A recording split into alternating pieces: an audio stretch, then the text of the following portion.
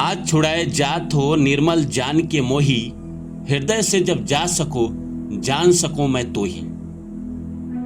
सूरदास का ये लाइन है। सूरदास ने तब कहा था जब एक बार वो रास्ते से जा रहे थे और अचानक कुएं में गिर गए। गिरने के बाद वो छटपटाने लगी, लेकिन उनका ऐसा भरोसा भगवान कृष्ण पे कि भगवान कृष्ण आएंगे मुझे बचाने।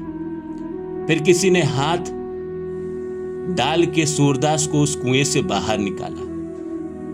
सूरदास को जैसे उस हाथ का एहसास हुआ, वो समझ गए ये तो भगवान है, भगवान कृष्ण है। सूरदास ने कहा, प्रभु आपने इतनी लेट क्यों कर दी? भगवान हाथ छुड़ाने लगे और हाथ छुड़ा दिए और उसके बाद जाने लगे। तब सूरदास ने कहा कि हाथ छुड़ाए जात हो निर्मल जान के मोही, हृदय से जब जा सको जान सकूं मैं तो ही। ऐसा भरोसा, ऐसा विश्वास सूरदास को भगवान कृष्ण पे। तो आज का मनुष्य भगवान पे भरोसा क्यों नहीं करता? मीरा पूरा जिंदगी भगवान कृष्ण का इंतजार करते रह गए। ऐसा भरोसा, ऐसा प्रेम। एक छोटी सी बच्ची अपने मां के साथ दरवाजे पे खड़ी है।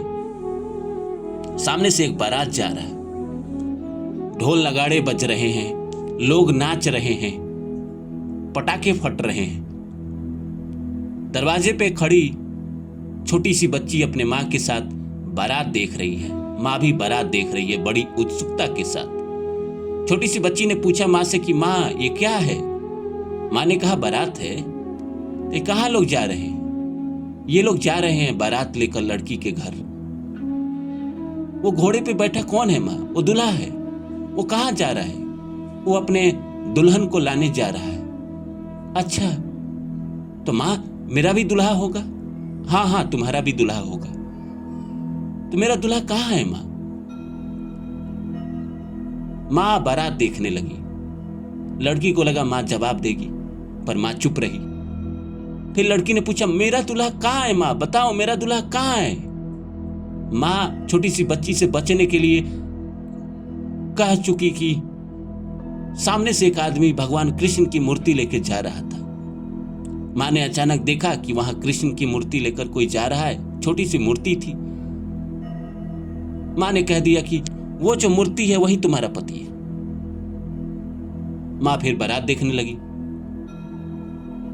छोटी सी बच्ची भगवान कृष्ण की मूर्ति देखकर बड़ा प्रसन्न होने लगी। अलग अलग भाव उसके विचार मन में आने लगे।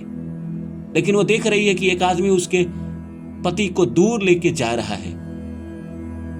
वो छोटी सी बच्ची अपने मां से कहती है कि मां मेरा दूल्हा लेके जा रहा है, मां उसे रोको, मेरा दूल्हा वो लेके जा रहा है। पर मां कहां सुनने वाली, वो तो बारात देखने में लगी थी। वो आदमी दूर चला गया। छोटी सी बच्ची बोलते रह गई, पर मां ने ध्यान नहीं दिया। बारात चली गई सामने से, लेकिन छोटी सी बच्ची अचानक रोने लगी, बिलखने लगी। मां ने कितना भी समझाया पर ना मानी। घर के अंदर गए, वो रोती रही, किसी की बातें ना सुने।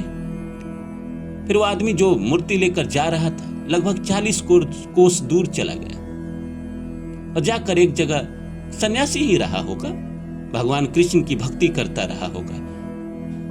एक गांव से दूसरे गांव भटकते रहने वाला था।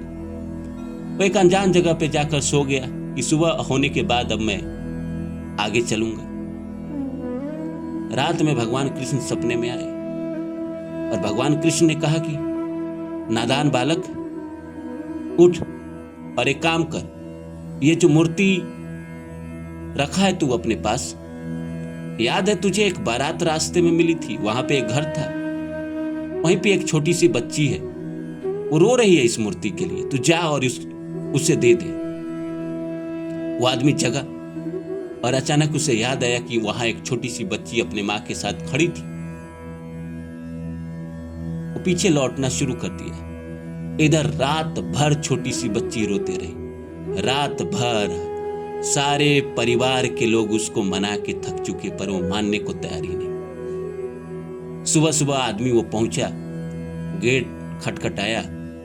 माँ ने गेट खोला। उस आदमी ने कहा कि ये मूर्ति उस बच्ची के लिए भगवान ने भेजा। वो मूर्ति भगवान कृष्ण की थी और वो लड़की मीरा थी। और उसके बाद इतिहास गवाह है कि उस लड़की ने जीवन में किसी और की तरफ नहीं देखा। अटूट विश्वास, अटूट स्नेह, अटूट प्रेम आज के जमाने के लोगों में क्यों नहीं है? भगवान के लिए भरोसा क्यों नहीं है? आज के लोगों का कुछ अच्छा होता है तो भगवान को कभी याद नहीं करते। जैसे बुरा होता है रोने लगते हैं कि भगवान मेरे साथ बुरा कर रहे हैं। जब इतना भरोसा हो जाए सूरदास और मीरा की तरह, तो भगवान आते हैं। भगवान आपको मुसीबत से निकालने आते हैं। इतिहास गवाह है कि जिस आदमी का ऐसा अटूट विश्वास है, उसके लिए भगवान इस धरती पर आए। चाहे वो सबरी हो, चाहे वो प्रहलाद हो, चाहे वो मीरा हो, सूरदास हो, विवेकानंद हो, रामकृष्ण परमहंस हो, और ना जाने कितने लोग ऐसे हैं जिनके लिए भगवान को धरती पे आना पड़ा, दर्शन देना पड़ा, उनके जीवन में चल रहे दुखों को बदलना पड़ा, उनकी किस्मत को बदलना पड़ा। सत्यवादी राजा हरिश्चंद्र के बारे में तो आप जानते ही हैं। ऐसा भरोसा, ऐसा निष्ठा प्रभु के प्रति। बेटा मर गया, सब कुछ खत्म हो गया, लेकिन विश्वास नहीं गया, ईमानदारी नहीं गई। भगवान ने सब कुछ अंत में लौटा दिया। तो हमारे जिंदगी में भगवान इसीलिए हमारे जीवन में दुख देते हैं कि कितना भरोसा है आपको इस दुख के बावजूद भी ईश्वर पे। लोग नाराज हो जाते हैं ईश्वर से, मूर्ति हटा देते अपने घर से, कहते हैं कि ना, हम ना पूजा करेंगे, इसने मेरा बेटा छीन लिया है, इसने मेरी नौकरी छीन ली है, इसने मुझे बेरोजगार कर दिया है। जबकि हम सब जानते हैं कि इस दुनिया में हर कोई आयु लेके आया है, जिसको जाना है वो अपने समय पे ही जाएगा। वो अपना आयु पूरा कर लेता है, अपना पेंडिंग कर्मा खत्म कर लेता है, फिर नया जन्म लेता है, जहां उसका पेंडिंग कर्मा बाकी है वहां जाता है। पर हम भगवान से नाराज होते हैं। अटूट विश्वास आज भी जिसका है भगवान के ऊपर, दिल से जो विश्वास करता है, ऊपर ऊपर की बात नहीं, महीने में एक बार भगवान को याद कर लिया और भगवान को अब अपना समझते, आपके हैं। पर क्या अटूट विश्वास है? भगवान के लिए आंसू बह सकता है आपका? कभी याद करिए ना, आपने भगवान के लिए आंसू बहाया है। प्रेम के लिए तो बहुत बहाया होगा, धन के लिए बहाया होगा, गरीबी के लिए बहाया होगा, रोटी के लिए बहाया होगा, शादी के लिए बहाया होगा, कैरियर के लिए बहाया होगा, किसी के जाने के बाद बहाया होगा। भगवान के लिए कब आखिरी बार आंसू बहाए थे? अगर ऐसा अटूट प्रेम जिस दिन आपके अंदर पैदा हो जाएगा, भगवान भी आपके सारे दुखों को दूर कर देंगे। फिर ये सब मत समझिए कि भगवान आपका दुख ना दूर करेंगे, करेंगे ही करेंगे।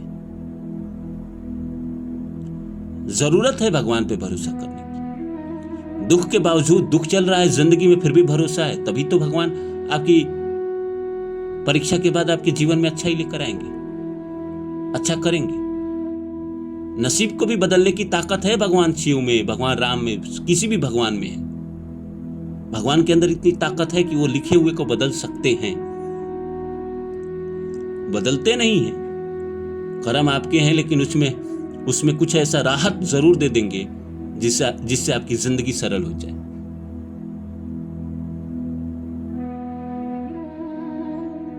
आसान हो जाए आपकी जिंदगी। फिर मिलता हूं किसी और वीडियो में, तब तक के लिए नमस्कार, शुक्रिया।